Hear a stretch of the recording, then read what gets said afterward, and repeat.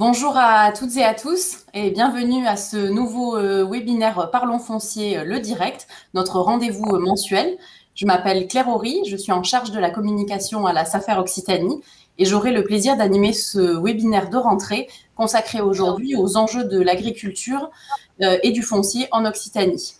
Alors, la crise du Covid a mis en évidence le rôle essentiel de l'agriculture française en matière de souveraineté alimentaire, bien sûr, et l'importance de la qualité sanitaire et environnementale de sa production, ainsi que sur le plan économique et sociétal. Alors, aujourd'hui, avec nos deux intervenants, nous allons évoquer quels sont les défis de l'agriculture en Occitanie, mais également deux sujets forts, l'eau et bien sûr l'alimentation. Vous pourrez poser vos questions dans le chat et à la fin de ce webinaire, une enquête de satisfaction vous sera proposée. Donc sans plus attendre, j'ai le plaisir d'accueillir nos deux intervenants, Florent Gull et Frédéric André. Florent Gull, bonjour. Bonjour. Florent Gull, vous êtes ingénieur et docteur en hydraulique, diplômé de l'École nationale de l'eau et de l'environnement de Strasbourg. Vous avez débuté votre carrière dans le domaine de l'eau et à l'Institut national de recherche en sciences et technologies pour l'environnement et l'agriculture à Bordeaux. Puis vous avez intégré le ministère de l'Agriculture en charge du développement rural et des filières. De 2016 à 2020, vous avez été directeur de l'Agence de la promotion et du développement de l'agriculture biologique. Et aujourd'hui, vous êtes directeur régional de l'alimentation et de l'agriculture et de la forêt à la région, pour la région Occitanie. Frédéric André, bonjour. Bonjour Claire. Frédéric André, vous êtes géographe. Votre parcours professionnel vous a amené à intervenir dans le domaine économique dans les Alpes-Maritimes, puis dans le développement durable au sein de l'ADEME, l'Agence de l'environnement et de la maîtrise de l'énergie. Et vous êtes aujourd'hui directeur général de la SAFER Occitanie, et après avoir été directeur général de la SAFER Languedoc-Roussillon. C'est exact. Plaisir d'accueillir ce webinaire le DRAF. Alors je excuse Dominique Granier, mais Dominique Granier est président de la SAFER Occitanie, mais il est vigneron. Or, et ça fait le lien sans doute avec des sujets que nous allons évoquer, il est soumis comme les autres agriculteurs aux aléas climatiques. Donc vous savez que la région de Sommières, d'Asper, où est situé le vignoble de Dominique Granier, a été touchée par ce qu'on appelle l'épisode sec, qui est bien connu maintenant. Donc on a eu des précipitations de l'ordre de 350 mm sur 2 heures, hein, donc des passions vraiment très importantes. Alors ça impacte le calendrier des vendanges. Et donc, le vigneron Dominique Granier vous prie de bien vouloir l'excuser. Bon, d'autant plus qu'il m'a autorisé à vous le dire, il a été frappé par un deuil très proche, puisqu'il a perdu et enterré la semaine dernière. Donc, ça me donne l'occasion d'échanger avec le DRAF Florent Gull, que je suis heureux d'accueillir dans ce webinaire avec vous, Claire. Merci Frédéric. Alors, sans plus attendre, une première question pour vous, Florent Gull. En cette rentrée, quel est le paysage de l'agriculture en Occitanie ? D'abord, avant de répondre à cette première question, je voulais vous remercier pour cette invitation. C'est toujours intéressant de pouvoir avoir un échange qui plus est complémentaire entre la DRAF et la SAFER, et puis évidemment pour pouvoir essayer en tout cas de répondre à un maximum de questions qui se poseront pendant nos échanges.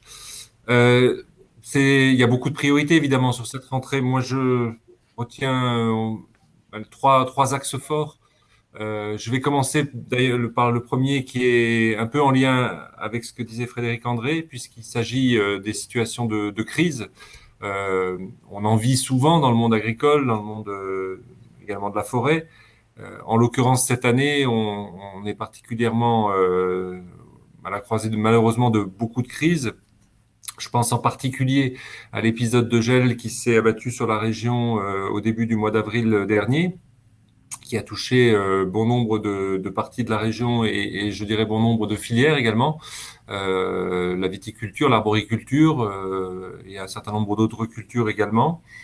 Donc on est toujours aujourd'hui dans le stade de déploiement d'un dispositif d'aide très ambitieux, puisqu'il avait été annoncé par le Premier ministre lorsqu'il est venu en Occitanie le 17 avril dernier pour déployer encore une fois un dispositif assez novateur et assez important. On y reviendra d'ailleurs sur certains aspects au cours de ces discussions, parce que malheureusement, ces situations de crise, on le sait, vont être plus fréquentes, voire avec des épisodes plus forts d'année en année. Donc il faut se préparer à tout cela.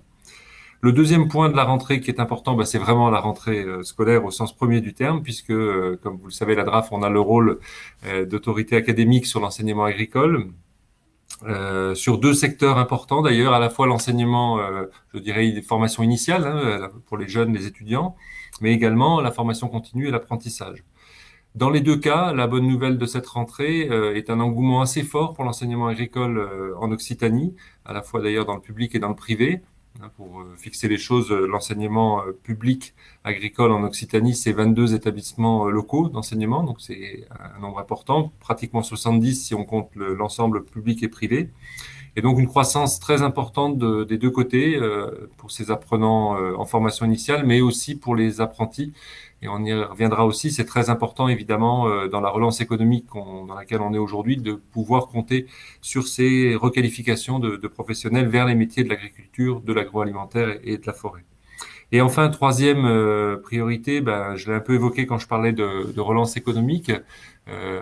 Au sortir des premiers événements, en tout cas de la crise sanitaire, on n'est pas sûr d'être complètement sorti de cette crise. En tout cas, on a de fait une grosse difficulté économique, comme tous les pays du monde, due à cette pandémie. Et l'occasion est de rebondir finalement pour aller encore plus loin sur des choses que le monde agricole en Occitanie avait déjà beaucoup fait les années passées. Je pense en particulier à toute la question, on y reviendra sur l'alimentation, d'une forme importante de territorialisation des filières. Donc le plan de relance, il a cette vocation-là d'appuyer des projets de structuration de filières, des projets aussi permettant la transition écologique de l'agriculture en Occitanie, là aussi pour aller encore plus loin que ce qui a déjà été fait depuis des années par le monde agricole. Donc ce plan de relance, il est à un stade assez avancé, puisque je dirais le secteur agricole est celui qui a consommé le plus vite en France ce plan de relance d'1,2 milliard quand même pour l'agriculture, qui depuis d'ailleurs a été augmenté de plus de 200 millions de plus. De fait, ça fonctionne, et ça fonctionne de façon très nette en Occitanie sur tous les aspects de ce plan de relance, dont je ne vais pas rentrer bien sûr dans le détail, mais on voit bien que le monde agricole en Occitanie était, j'allais dire, prêt, et il y a une cohérence entre ce plan de relance qui vise à créer de la valeur ajoutée dans nos territoires et la situation de l'agriculture et de l'agroalimentaire dans notre région. D'accord, très bien. Merci beaucoup pour ce premier éclairage, Florent Gull. Je rappelle que vous êtes directeur régional de l'alimentation et de l'agriculture et de la forêt pour l'Occitanie. N'hésitez pas à poser vos questions dans le chat. Nous y répondrons à la fin de ce webinaire. Frédéric André, une première question. Quels sont, vous, de votre côté, les défis à relever pour l'agriculture ? Les défis sont assez clairs, on l'a entendu avec les missions d'opérateurs des politiques publiques sur le foncier, sur l'aménagement du territoire qu'est la SAFER. À l'évidence, on a le sujet permanent et dont la pertinence ne fait que croître, c'est le renouvellement des générations dans la nature. C'est une priorité de la SAFER, bien entendu, on voit bien qu'il y a cette nécessité d'avoir des jeunes, et des jeunes, je rebondis sur le propos de Florent Gull, et c'est un très bon signal, cet engouement à la rentrée pour l'enseignement, avoir des jeunes bien formés, puisque l'agriculture, contrairement à ce que malheureusement parfois certains peuvent considérer, ça demande de la compétence, ça demande de la formation, c'est de la technique, c'est entreprise, et on a besoin d'avoir des jeunes ou des moins jeunes d'ailleurs, qui participent à ce renouvellement de génération, qui soient bien en phase avec les exigences du métier d'agriculteur. Nous concernant, nous sommes un acteur, bien entendu, prépondérant en matière d'installation. Hein. On a environ 400 dossiers par an à la SAFER. Bon, ce qu'on constate, c'est quand même que c'est au foncier reste un fait, hein, de succès pour réussir une installation. Donc on s'efforce, et je vais y revenir, de favoriser l'accès au foncier pour les agriculteurs. Vous savez, pour réussir une installation, il y a éléments. Il y a du foncier, il y a un porteur de projet et il y a du financement. Donc les porteurs de projet, il en faut. Foncier, on sait le mobiliser. Les choses évoluent aujourd'hui. On est de mute d'un système un peu classique de capitalisation, hein, de l'outil d'exploitation sur des insortages, soit par des apporteurs de capitaux, soit par des dispositifs d'accompagnement. Et je veux ces marches qu'on a en cours. On participe aux côtés de la région à la mise en foncière régionale qui permettra de porter le foncier jusqu'à ce que l'agriculteur soit de sauter le pas et d'acquérir le foncier. Et donc ces expériences de foncière se multiplient un peu partout dans les régions et au niveau national. Nous concernant, ce qu'on a voulu faire, c'est vraiment donner un coup de pouce. Et le conseil d'administration a voté donc un fonds d'aide à l'installation, hein, qui fonctionne depuis 2019 et qui nous a permis d'aider donc 120 jeunes.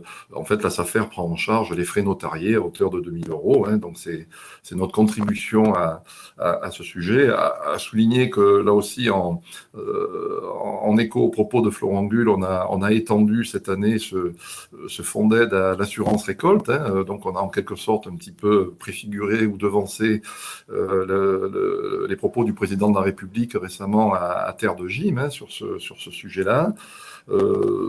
Donc voilà, l'installation, les mutations de l'agriculture, pour s'adapter au changement climatique. Donc on voit bien que si je prends le cas de la filière viticole, et qui est une filière forte en région Occitanie, avoir comme l'indiquait Laurent Gull, une récolte historiquement basse. Et donc derrière nous, la SAFER, on pense qu'on va voir arriver des demandes fortes en matière de transmission. Et bien entendu, on se tient prêt à les accompagner. Et enfin, je dirais des enjeux un peu sociétaux. Hein, SAFER se doit d'être à l'écoute et en phase avec ses attentes sociétales. C'est tout ce qui peut concerner l'environnement d'une manière, d'une manière large, mais plus particulièrement accompagner les porteurs de projets sur du bio, sur de l'agroécologie, sur de l'agriculture raisonnée, mais aussi on voit bien que se profile une apporte pour tout ce qui est transition énergétique, hein, et on tâche, et en lien avec l'administration, d'éviter que le foncier soit une sorte de variable d'ajustement pour faire des actions au sol. Et on tâche d'être plutôt dans l'agrivoltaïsme et de favoriser des projets où l'agriculteur est au cœur de ces projets. Voilà un peu les enjeux. Merci beaucoup, Frédéric André. Je rappelle que vous êtes directeur général de la SAFER Occitanie.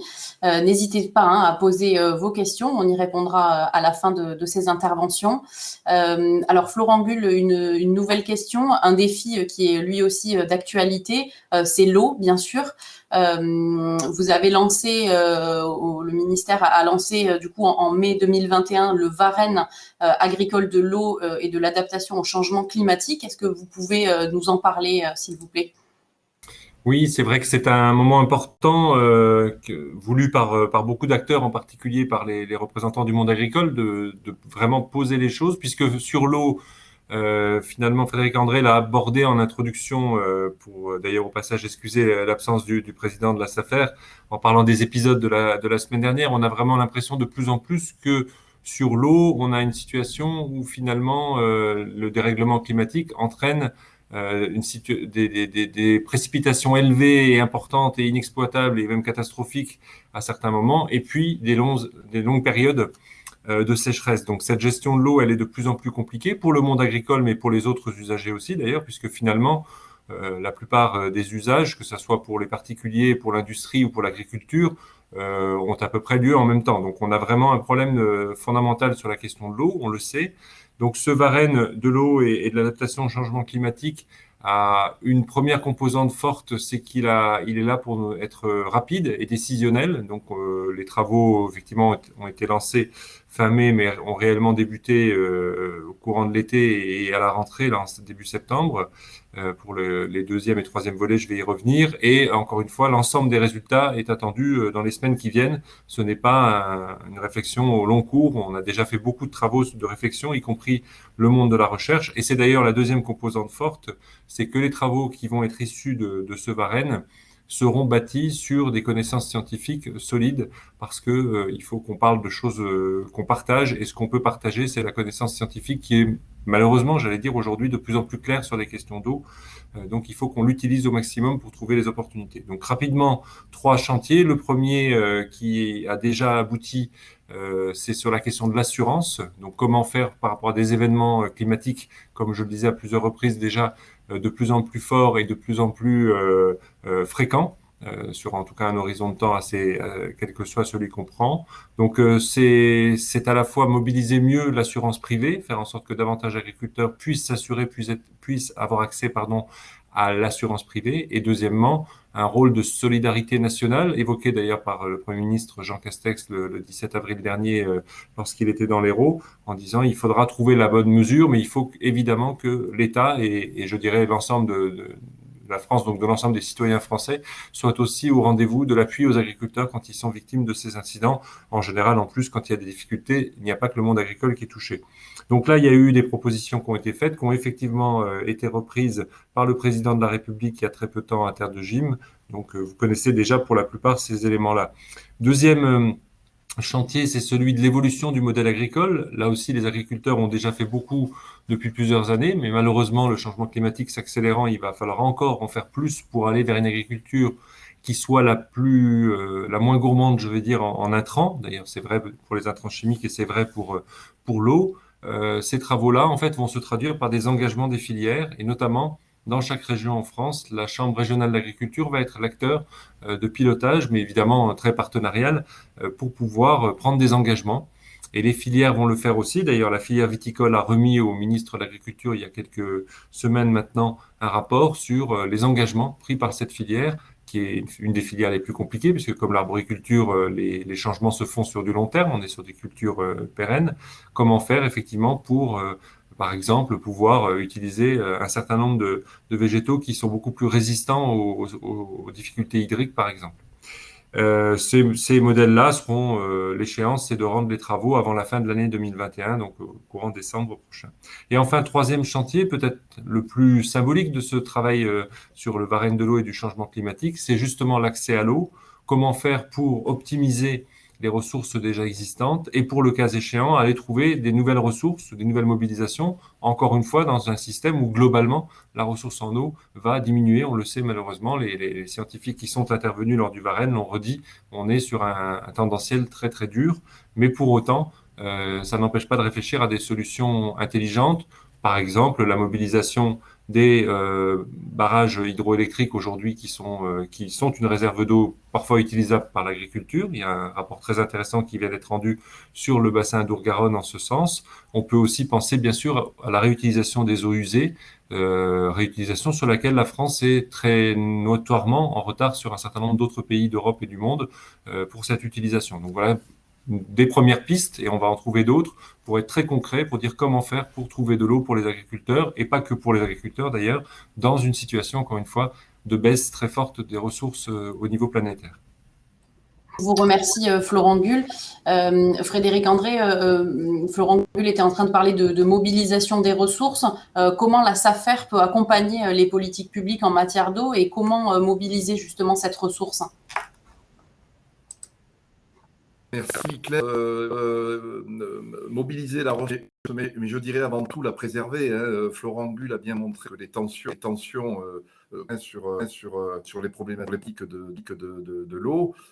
Donc notre devoir à tous, c'est de préserver les sources.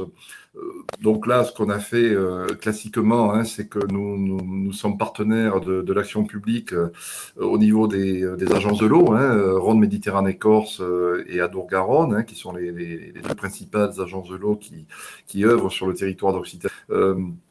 Donc ça nous a permis de conventionner, on a près d'une trentaine de conventions pour la protection des captages, donc avec les territoires, ce qui nous permet, et Florent Gull l'évoquait dans son presse, d'installer des agriculteurs avec des cahiers de charge, puisque la SAFER a un outil très efficace qui est que la rétrocession de foncier peut s'accompagner de prescriptions qui sont de nature juridique dans notre cahier des charges.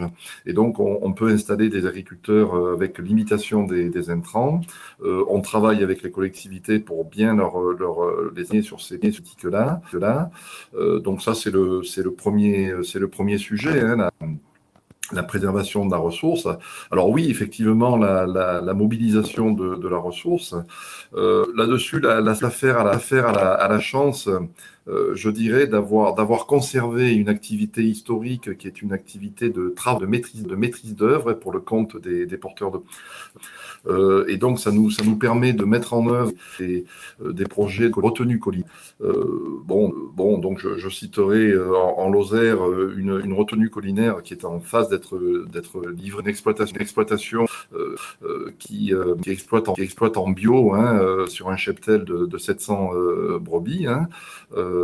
Et la problématique de ces exploitations, c'est je dirais, c'est un peu d'efficacité, puisque étant en bio, les surfaces s'accroissent et il y a des besoins en alimentation des animaux, autonomie fourragère, et donc une retenue collinaire comme celle de Grèze, qui est une petite retenue qui fait 25 000 mètres, elle permet donc d'irriguer possiblement hectares, et donc de faire de la luzerne et d'alimentation. Et ça, c'est la SAFER qui a pu accompagner cette exploitation, à la fois sur la mobilisation en amont des financements européens, régionaux, et puis tout au long du projet, y compris le pilotage des entreprises. Donc, c'est une chance qu'on ait conservé à Occitanie cette activité que nombre de SAFER n'exercent plus,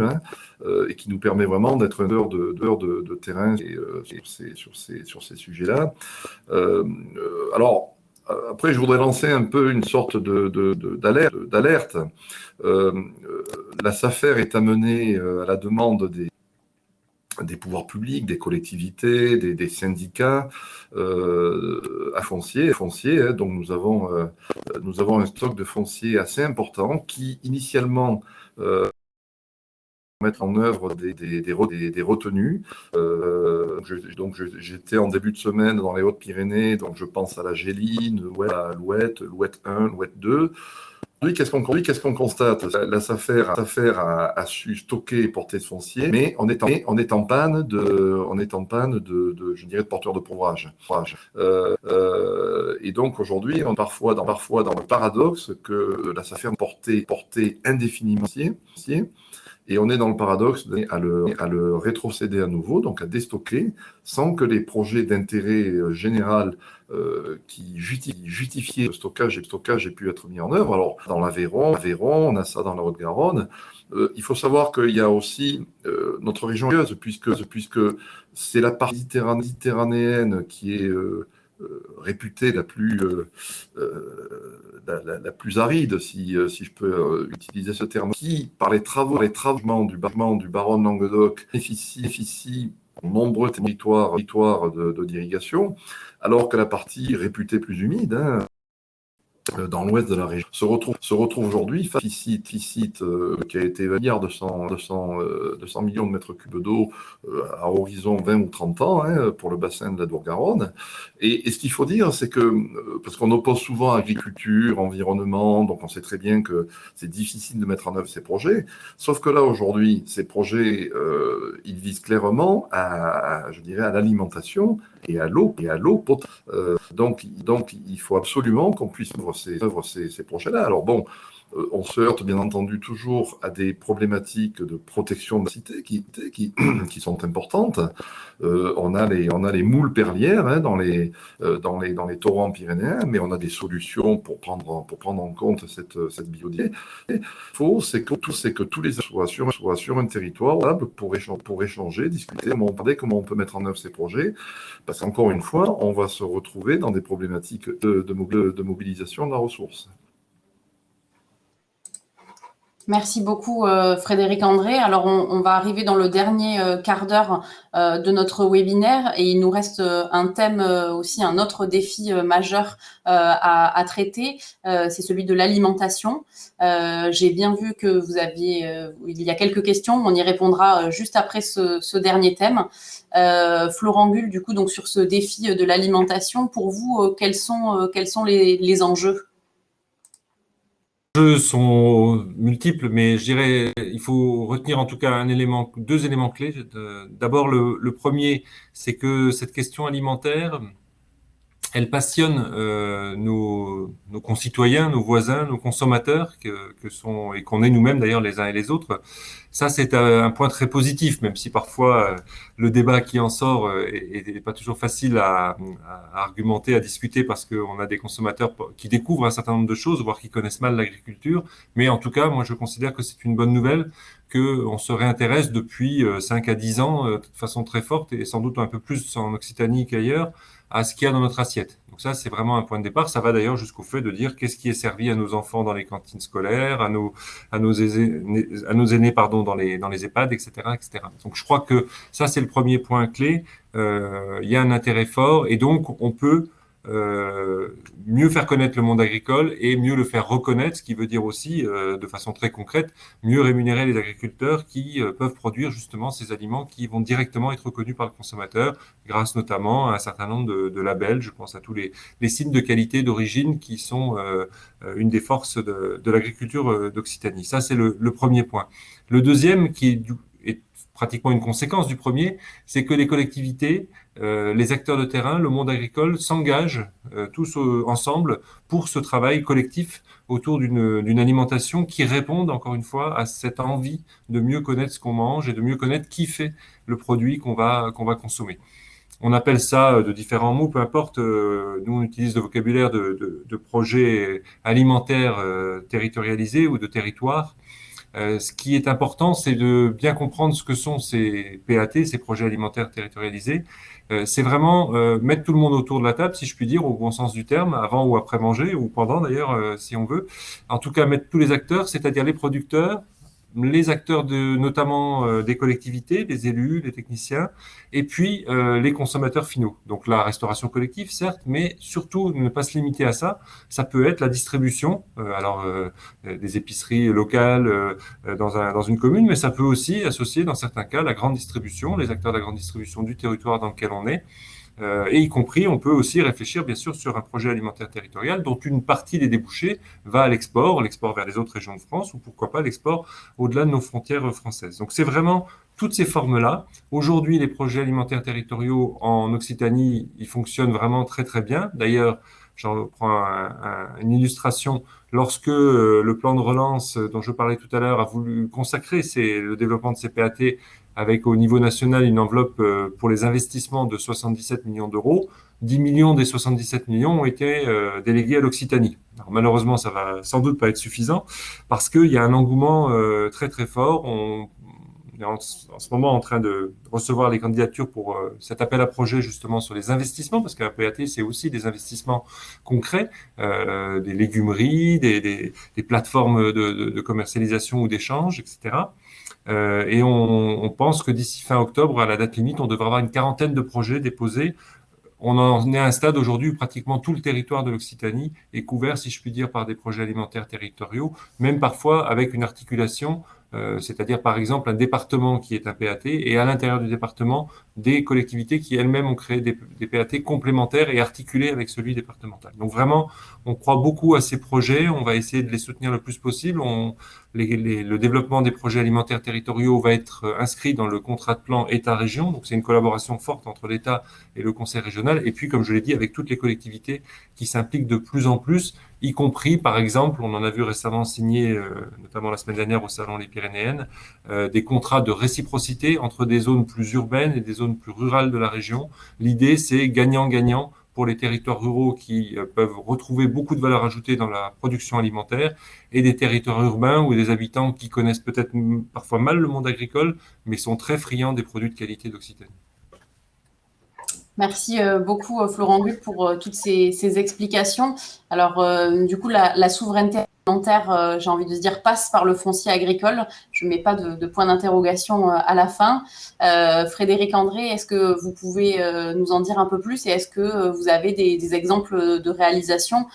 Monsieur Gull parlait de PAT. Est-ce que vous pouvez nous en dire un peu plus de ce côté-là? Oui, oui, j'écoutais avec beaucoup d'attention Florent Gull parce qu'on voit bien qu'il y a une dynamique de territoire très positive. Il y a, je crois, une cinquantaine de PAT à différents stades d'avancement dans la région et il y en a d'autres qui arrivent. Hein.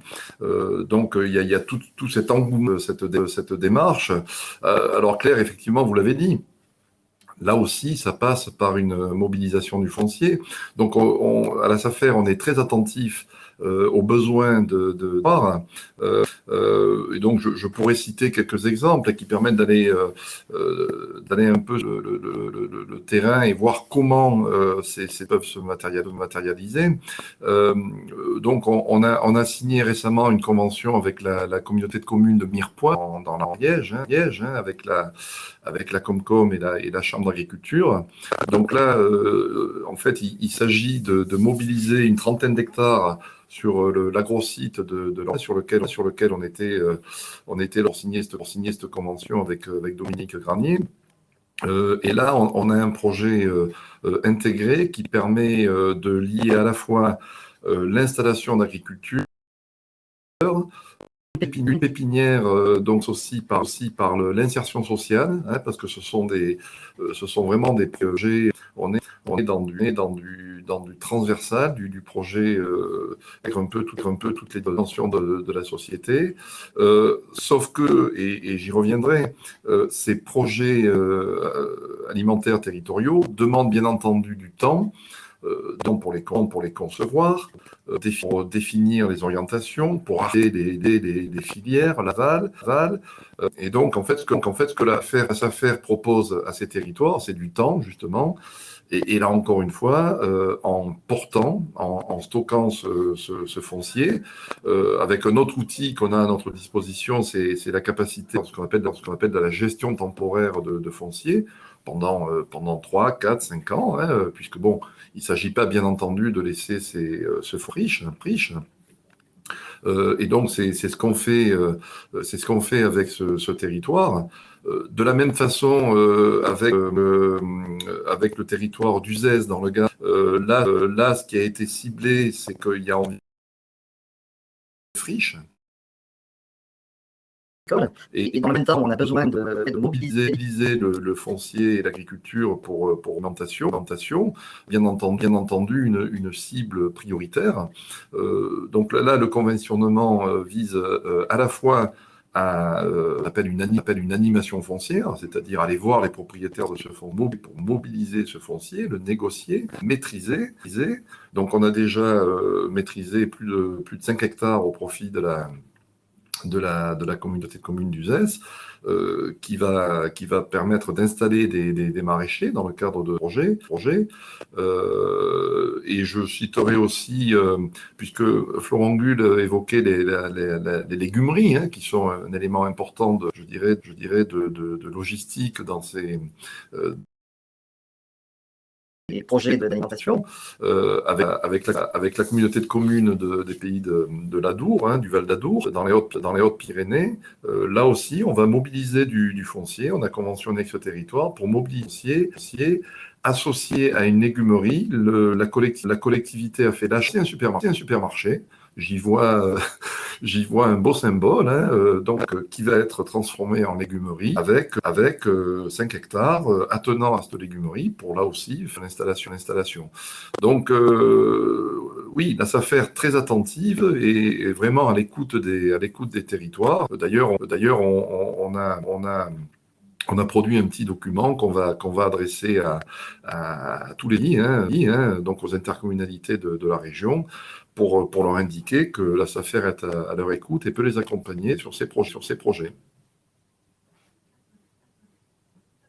Merci Frédéric pour ces éléments. Alors on va prendre les questions dans le chat, donc n'hésitez pas à poser vos questions. Donc on a une première question. Reste-t-il beaucoup de foncier disponible en Occitanie pour l'installation des agriculteurs? Qui se lance? Frédéric, allez-y. Alors, oui, il faut savoir que le foncier est une matière vivement et qui a des cycles globalement entre 1 et 1,3 du foncier qui change de main chaque année. Donc ça, c'est une première.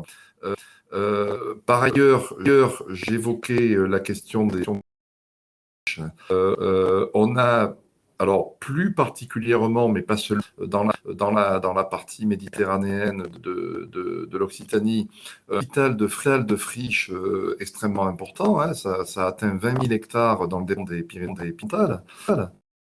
Également des démarches dans le Tarn-et-Garonne, où là, on se retrouve avec des friches. Bon, Gine peut être soit tout simplement, on se rend compte lorsqu'on fait une animation foncière que les propriétaires n'ont pas forcément conscience de ce capital qu'ils détiennent, du fait qu'il est laissé à l'abandon. On a fait, je pense qu'il faut que je cite une opération qui nous a amené avec l'administration à mettre en œuvre et à accompagner une procédure de terres incultes au-dessus dans Lozère, qui nous a permis de remobiliser plus de 200 hectares de friches et d'installer une dizaine d'agriculteurs, dont un paysan boulanger. Donc oui, il y a du foncier disponible. Ce qu'il faut, c'est une prise de conscience de l'importance de l'agriculture dans la gestion du territoire. Et ensuite, on a les outils. On sait faire pour le mobiliser, pour le rétrocéder. Tout ça par les comités techniques des départementaux des SAFER et sous le contrôle de l'administration, avec nos commissaires du gouvernement adjoints, agriculture ou finances, qui contrôlent dans une transparence totale l'ensemble des opérations de la SAFER. Donc oui, la SAFER est l'outil et il y a du foncier disponible en Occitanie. Merci. Puisqu'on a... Je rejoins tout à fait ce que disait Frédéric André sur la disponibilité, et c'était intéressant d'avoir quelques éléments chiffrés. Le point de départ, bien sûr, mais je pense que c'était inclus dans la question. C'est vrai qu'on est une région qui attire beaucoup de nouveaux habitants, ce qui au départ est plutôt une force. Ça rejoint d'ailleurs ce que je disais sur la capacité par exemple, d'accueillir de plus en plus de jeunes dans nos formations agricoles. C'est aussi parce qu'on est une région qui attire du monde, donc ça c'est un point positif. Mais le bémol de cela, évidemment, peut être une concurrence entre l'urbanisation et l'agriculture. Alors tout n'est pas aussi simple que ça, bien sûr, mais c'est quand même un vrai sujet, on le sait bien, et avec une équité territoriale très forte, bien sûr, on le voit, l'urbanisation, en tout cas avant les épisodes de Covid, avant les 18 derniers mois, peut-être que certaines choses ont évolué, c'est trop tôt pour le mesurer, mais en tout cas, avant cela, le souhait, c'était de s'approcher le plus possible des grandes métropoles, en particulier toulousaine et montpelliéraine, et c'est vrai que cette question, elle est fondamentale, il faut aussi garder et préserver des terres agricoles en périphérie de ces métropoles ou même dans ces métropoles. L'agriculture urbaine prend une dimension intéressante avec notamment un rôle pédagogique important, mais pas que. C'est aussi une réalité de production pour la restauration collective qu'on évoquait tout à l'heure, enfin que j'évoquais tout à l'heure. Donc je pense qu'il faut vraiment se mobiliser sur tous les outils qui peuvent permettre de faire ça, et en particulier On sait qu'une grande partie de nos agriculteurs, au vu de leur âge, et c'est un peu moins vrai en Occitanie que dans le reste de la France, mais va très vite être amené à prendre sa retraite. Donc le renouvellement de génération dont on a parlé à plusieurs reprises, il faut faire en sorte qu'il se fasse dans des conditions où les terres seront accessibles financièrement. Ça veut dire en particulier éviter de se retrouver avec des rachats de terres par des gens qui possèdent déjà une surface importante, parce qu'au bout d'un moment, on arrive à un système de coût de l'achat d'une exploitation agricole qui n'est plus possible pour un jeune qui s'installe. Donc ça, dans le schéma régional des exploitations agricoles qu'on vient d'adopter il y a quelques mois de cela, enfin, que le préfet de région a adopté suite à un travail collaboratif vraiment très, très intéressant avec l'ensemble des acteurs professionnels de la région, on a mis ce genre de priorité très haut sur le fait de dire, voilà, s'il y a un projet qui permet, par exemple, d'installer plusieurs agriculteurs sur des surfaces versus le fait de mettre 400 ou 500 hectares dans la main de quelqu'un qui en a déjà 200 ou 300, il faut privilégier cette installation sur des surfaces plus réduites permettant d'installer des jeunes. Donc ces priorités, installation de jeunes et installation d'exploitation à taille, je dirais, plus abordable dans le transfert de foncier, c'est aussi un point important. Heureusement qu'aujourd'hui, on a un certain nombre de candidats à l'installation, on a ces possibilités de priorisation. Il faut absolument y être très vigilant parce qu'encore une fois, on peut vite se retrouver dans une situation où effectivement le foncier devient inaccessible. Merci beaucoup, Florent Gull. Alors, une autre question, est-il envisageable de resubventionner la construction de lacs et de retenues collinaires individuelles et ou collectives?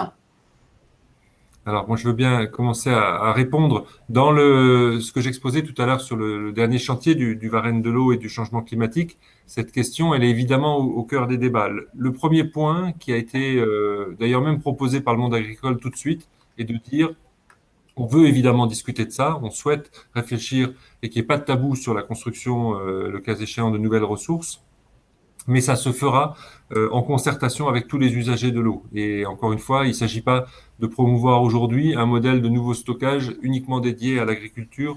Ça, je crois que tout le monde l'a admis comme étant une limite, je dirais, de conception. Aujourd'hui, l'eau, elle est à partager, d'ailleurs, y compris parfois avec une capacité à avoir une utilisation qui n'est pas la même dans l'année ou pas avec les mêmes pointes, etc., une optimisation finalement de la ressource. Mais à partir de là, effectivement, on ne s'interdit pas de réfléchir à toutes les solutions, y compris la création d'un certain nombre de ressources qui seront à adapter, y compris d'ailleurs, encore une fois, je le disais, aux éléments scientifiques. On a eu l'autre jour, et sans doute qu'un certain nombre de gens présents y ont assisté, un webinaire de lancement justement de la troisième thématique du Varenne, vraiment sur l'optimisation et la création de nouvelles ressources, qui a été très intéressant, notamment sur les aspects de réflexion, sur, vous savez, sur cette idée de dire on pourrait stocker toute l'eau qui tombe l'hiver et puis l'utiliser quand on en a besoin. Bon, évidemment que l'idée, elle n'est pas neuve et que tout le monde l'a à peu près en tête, sauf qu'on a des apports aujourd'hui par rapport au réchauffement climatique qui disent attention, des stockages avec une surface d'évapotranspiration importante sont à regarder de très près parce que ça peut être une fausse bonne idée. Finalement, on va se retrouver à stocker de l'eau qui va très vite s'évaporer vu les températures qu'on atteint dans notre région régulièrement l'été. C'était un peu moins vrai cet été, quoique, en tout cas moins que l'année dernière. Mais il faut vraiment voilà, qu'on réfléchisse à ces projets-là. Et après, il n'y a pas d'interdit. C'est simplement qu'il faut trouver une solution qui soit acceptable par tous et qui tienne compte de la baisse tendancielle de la ressource qu'on a évoquée, Frédéric André et moi-même. Donc ça veut dire que si on fait des ressources nouvelles, quelque part, ça veut dire qu'ailleurs, on fait des économies beaucoup plus fortes. Il faut que le solde soit négatif. Enfin, je ne veux pas être trop trivial, mais à un moment donné, il faut quand même avoir en tête qu'on aura de moins en moins d'eau disponible. Donc si on fait quelque chose de nouveau, j'ai envie de dire, il faut qu'on le gage, par exemple, en évitant, j'ai vu qu'il y avait des questions dans le chat là-dessus, des fuites importantes sur des réseaux ou des transports où effectivement l'évaporation est importante, etc. Donc toutes les pertes d'eau doivent être vraiment la première le premier de nos combats si on veut créer de nouvelles ressources en particulier. Merci beaucoup. Frédéric André, on a beaucoup de questions autour des questions et puis des éléments autour de Vigifoncier. Est-ce que du coup, vous pouvez nous dire quelques mots de cet outil, s'il vous plaît? Oui, volontiers. Alors, Vigifoncier, c'est ce qu'on a coutume d'appeler dans les SAFER notre outil d'intelligence foncière.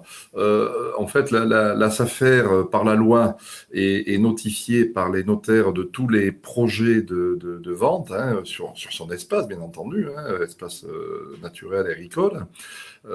Et donc, ce système d'information dans lequel nous entrons toutes ces données, nous permet, dès lors que nous conventionnons avec un territoire, d'alerter ce territoire sur les intentions de mutation du foncier. Et ça, c'est un outil. Alors, ça fonctionne de manière très simple.